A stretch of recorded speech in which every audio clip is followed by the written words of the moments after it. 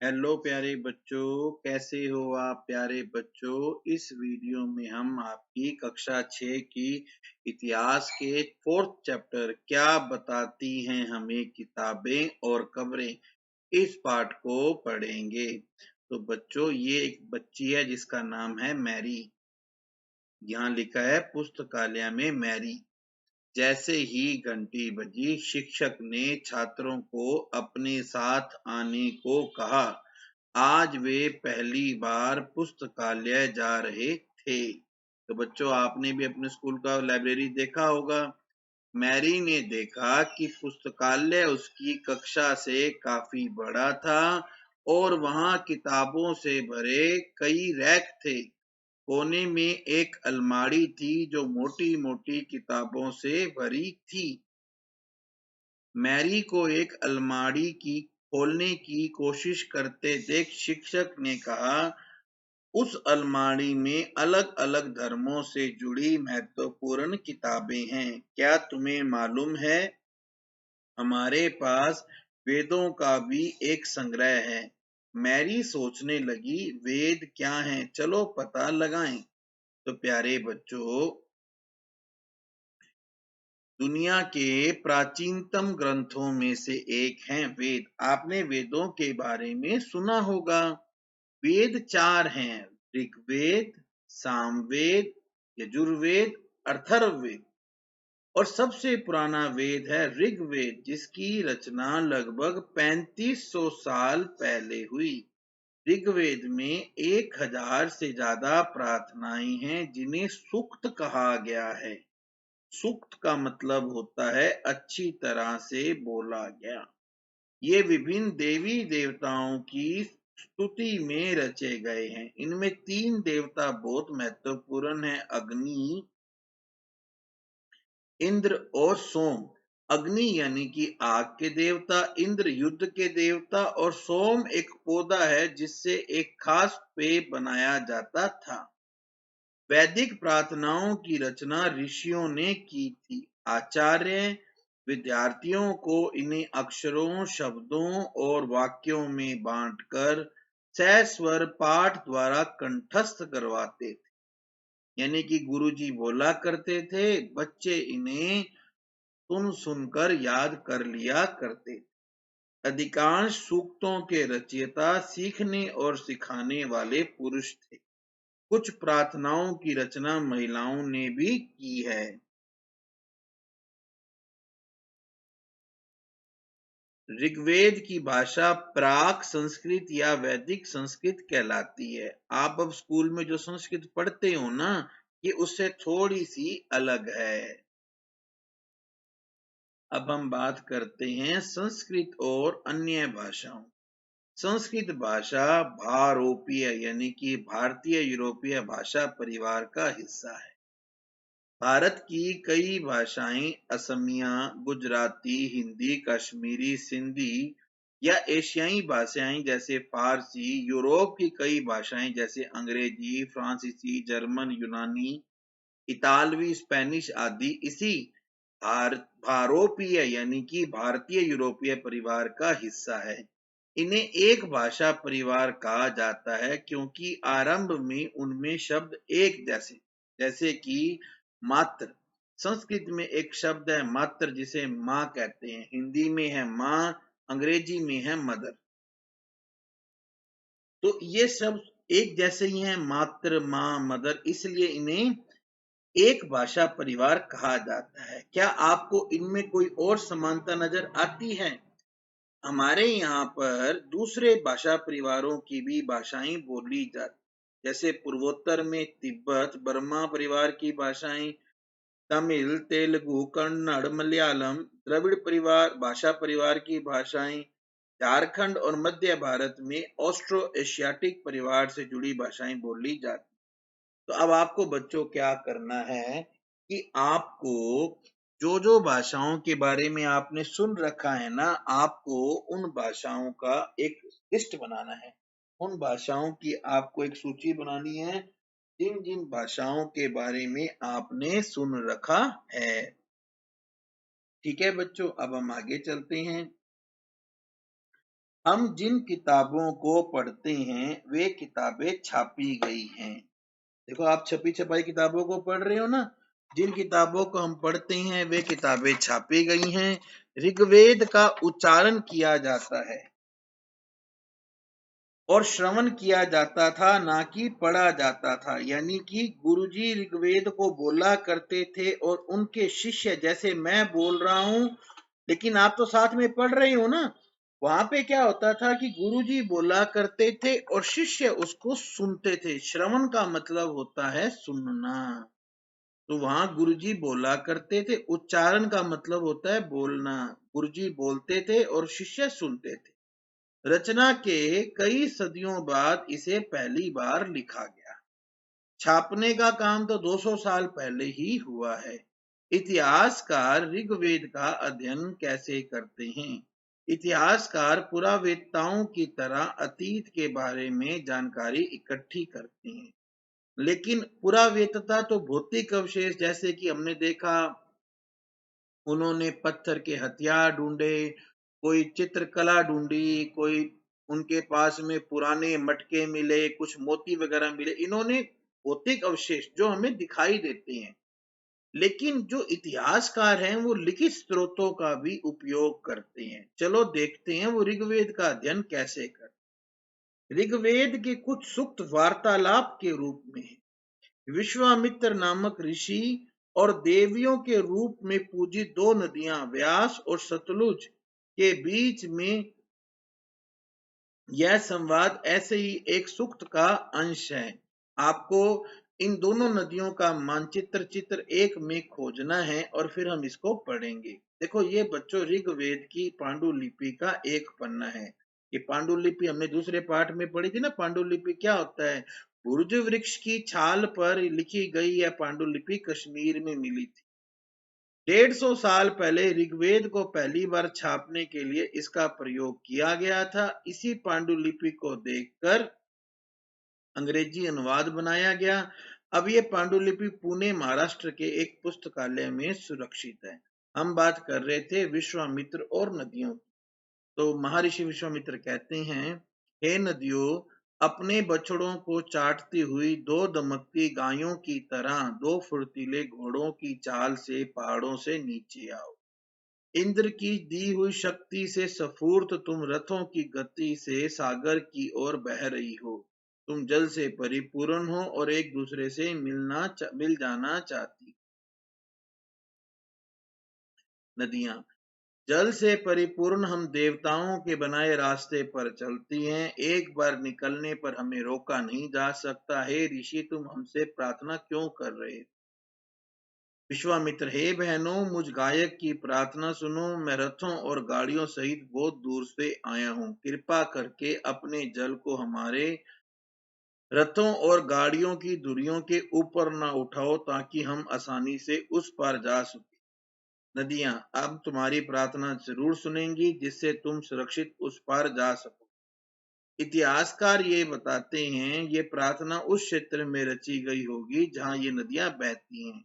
वो ये भी कहते हैं कि जिस समाज में ऋषि रहते थे वहां घोड़ों और गायों को बहुत महत्व दिया जाता था, इसीलिए नदियों की तुलना घोड़ों और गायों से की गई है।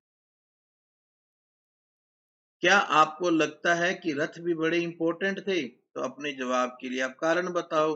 प्रार्थना की पंक्तियों को दोबारा पढ़कर बताओ, उसमें परिवहन के लिए किन साधनों का उल्लेख है।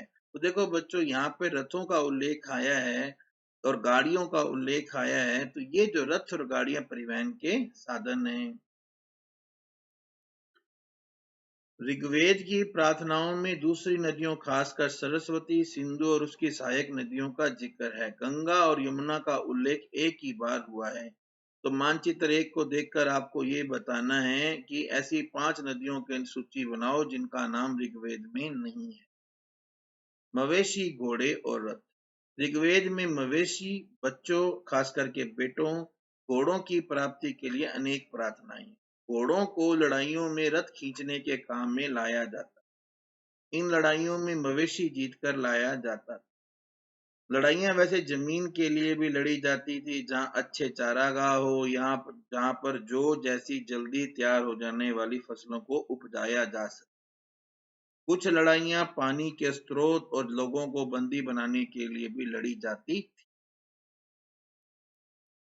युद्ध में जीते गए धन का कुछ भाग सरदार रख लेते थे, कुछ पुरोहित को दे दिया जाता था, शेष धन आम लोगों में बांट दिया जाता। कुछ धन यज्ञ करने के लिए प्रयुक्त होता था। यज्ञ की आग में आहुति दी जाती थी। ये आहुति देवी देवताओं को दी जाती थी। घी, अनाज और कभी कभी जानवरों की भी आहुति दी जाती। अधिकांश पुरुष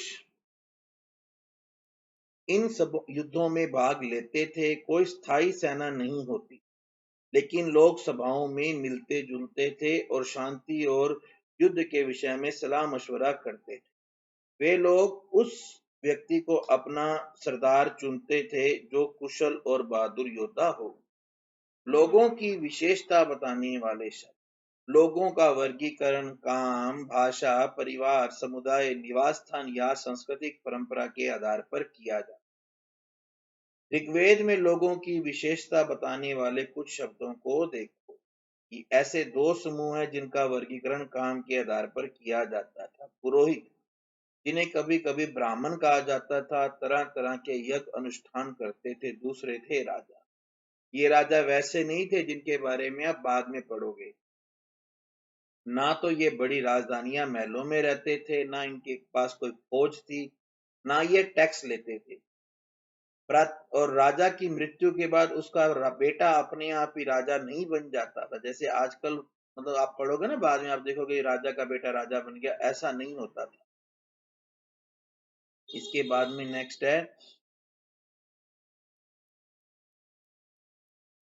अब पिछले जो अनुभाग को दोबारा पढ़कर देखो कि राजा क्या करते। जनता, एक शब्द और आएगा जनता। एक आया पुरोहित, एक आया राजा, एक आया जनता। एक शब्द है जन, जिसका प्रयोग हिंदी या बाकी भाषाओं में आज भी होता है। दूसरा शब्द है विष, जिससे शब्द बना है वैश्य। इसके बारे में हम अगले 5वें चैप्टर में बड़े ध्यान से पढ़ेंगे। ऋग्वेद में विष और जनों के नाम मिलते हैं, इसलिए हम इन्हें पुरुजन या विष, भरत जन या विष, यदु जन या विष जैसे कई उल्लेख मिलते हैं। आपको कोई इनमें से जाना पहचाना लगता है? भरत नाम आपने कभी सुना है? या यदु? जिन लोगों ने इन प्रार्थनाओं की रचना की, कभी कभी वे खुद को आर्य कहते थे और अपने विरोधियों को दास या दस्यु कहते। दस्यु जो यज्ञ नहीं करते थे और शायद दूसरी भाषाएं बोलते थे। बाद के समय में दास, ये दास पुल्लिंग शब्द है। औरतों के लिए दासी शब्द का प्रयोग किया जाता था। दास का मतलब होता है गुलाम। दास वे स्त्री पुरुष होते थे जिन्हें युद्ध में बंदी बनाया जाता था। उनको उनके मालिक की जायदाद माना जाता था। जो भी काम मालिक करवाना चाहते थे उन्हें वह सब करना पड़ता था। जिस युग में उपमहाद्वीप के उत्तर पश्चिम में ऋग्वेद की रचना हो रही थी, उसी समय दूसरी जगह पर एक अन्य तरह का विकास हो रहा था। वो देखते हम क्या विकास हो रहा था वहां पर। खामोश प्रहरी, कहानी महापाषाण। अब आपको क्या करना है, अगले पाठ के चित्र देखने हैं बच्चों। तो मैं आपको अगले पाठ के चित्र दिखाता हूँ। ये देखो, ये चित्र है अगले पाठ के। ये जो शिलाखंड है, शिलाखंड महापाषाण। महापाषाण मतलब बड़ा पत्थर के नाम से जाने जाते हैं। ये पत्थर दफन करने वाली जगह पर लोगों द्वारा बड़े करीने, बड़े तरीके से लगाए गए थे। देखो, ये आप देख रहे हो ना, ये एक कब्र है। इस कब्र के चारों देखो कितने बड़े बड़े महापाषाण लगाए गए हैं। महापाषाण कब्रें बनने की प्रथा लगभग 3000 साल पहले दक्षिण भारत, उत्तर पूर्व भारत, कश्मीर में थी। कुछ अन्य महापाषाण पुरास्थल मानचित्र 2 में दिखाए गए हैं। कुछ महापाषाण जमीन के ऊपर रख देते हैं और कुछ जमीन के भीतर होते हैं। अब हम देखते हैं,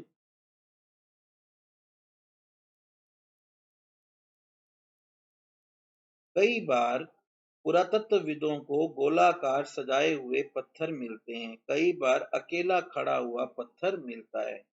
यही एकमात्र प्रमाण है जो जमीन के नीचे कब्रों को दर्शाते। जहाँ पे ये कब्र होती है ना बेटा, यहाँ पर एक बड़ा सारा पत्थर और होता है। उस पत्थर से हमें पता चलता है कि ये कब्र है। इसके लिए लोगों को कई तरह के काम करने पड़ते, जैसे गड्ढा खोदना, शिलाखंड लेकर आना, बड़े पत्थरों को तराशना और मरे हुओं को दफनाना। इस प्रकार के महापाषाण को ताबूत शवाधान शिष्ट कहा जाता है। इस शिष्ट में एक पोर्ट होल, एक देखो ये रहा एक पोर्ट होल, एक बड़ा सारा सुराख होता था जो शायद पत्थरों से बने कमरे में जाने का रास्ता। इन सब कब्रों में एक समानता है। मृतक को खास किस्म के मिट्टी के बर्तनों के साथ दफनाया जाता था, जिन्हें काले लाल मिट्टी के बर्तन, ब्लैक एंड रेड वेयर कहा जाता था। इसके साथ लोहे के औजार, हथियार, घोड़ों के कंकाल, सामान, पत्थर और सोने के गहने आदि मिले हैं। देखो अब यहाँ पे हमें कब्रों से लोहे का सामान मिला है, एक तो घोड़े का सामान मिला है, ये कुल्हाड़ियां हैं और ये एक कटार है। ये रस्सियां घोड़े की हैं। तो इसका मतलब हड़प्पा में घोड़े का प्रयोग होता था। लोगों की सामाजिक असमानताएं, पुरातत्वविद मानते हैं कि कंकाल के साथ पाई गई चीजें मरे हुए आदमी की होंगी। कभी कभी एक कब्र की तुलना में दूसरे कब्र पर ज्यादा चीजें मिलती हैं, जैसे मानचित्र ध्रुव में जब हम ब्रह्मगिरी को देखते हैं, यहाँ एक आदमी की कब्र में 33 सोने के मंग के शंख पाए गए, कुछ के पास कुछ मिट्टी के बर्तन ही पाए गए। तो ये हमें पता चलता है कि कुछ लोग अमीर थे और कुछ लोग गरीब, कुछ सरदार थे तो कुछ अनुयायी। अब ये जिसके पास 33 सोने के सिक्के मन के मिले हैं, ये कोई अमीर आदमी होगा। इनके पास मिट्टी के बर्तन मिले वो गरीब होगा। तो ये चीज क्या बताती है कि वहां आर्थिक सामाजिक स्थिति में भिन्नता थी। क्या कुछ कब्रगाहें खास परिवारों के थी? कभी कभी महापशानों में एक से अधिक कंकाल मिले, तो ये बताते हैं कि शायद एक ही परिवार के लोगों को एक ही स्थान पर अलग अलग समय में दफनाया गया। बाद में मरने वाले लोगों को पोर्ट होल के रास्ते से कब्रों में लाकर दफनाया जाता। ऐसे स्थान पर गोलाकार लगाए गए पत्थर या चट्टान चिन्हने का काम करते थे, जहां आवश्यकता अनुसार शवों को लोग दफनाने दोबारा आ सकते। ये मैंने आपको दिखाया था ना, ये देखो ये वाला जो है ये पोर्ट होल है। तो यहाँ से कोई आ जाते थे, एक बार जैसे मान लो एक को दफना दिया, फिर उसके बाद दूसरे को दफना दिया, फिर तीसरे को, ऐसे चलता रहता। हाँ, कई जगह ऐसा चलता था, कई बार एक कब्र में एक ही जना दफनाते। इनाम गांव के एक विशिष्ट व्यक्ति की कब्र। इनाम गांव बीमा की सहायक नदी घोड़ के किनारे स्थित एक जगह है। यहाँ पर 3600 से 2700 साल पहले लोग रहते थे। देखो मैंने आपको पहले में बताया था 3600 ईसा पूर्व से 2700 ईसा पूर्व। यहाँ पे जो समय है वो उल्टा चल रहा है। 2700 के बाद धीरे धीरे एक आएगा, एक इसी में आएगा। यानी कि इस 2700 का मतलब है ईसा की मृत्यु से 2700 साल पहले। यहाँ वयस्क लोगों को प्राय गड्ढे में सीधा लिटाकर दफनाया जाता था। सर दक्षिण की ओर होता था, कई बार उन्हें घर के अंदर ही दफनाया जाता था। ऐसे बर्तन जिनमें शायद खाना पानी हो, इस दफनाए गए शव के पास रख दिए जाते। एक आदमी को बड़े 5 कमरों वाले मकान के आंगन में 4 पैरों वाली मिट्टी के बड़े से संदूक में दफनाया गया। बस्ती के बीच में बचा यह घर गांव के सबसे बड़े घरों में से एक था। इस घर में एक अनाज का गोदाम भी था। शव के पैर मुड़े हुए थे। अब आपको लगता है किसी सरदार का घर था? क्यों था? क्योंकि देखो ये गांव का सबसे बड़ा घर था, जिस मैंने आपको बताया था ना कि ये इस गांव का सेंटर घर है और यहाँ पर एक अनाज का गोदाम भी। इसका मतलब ये कोई सरदार था।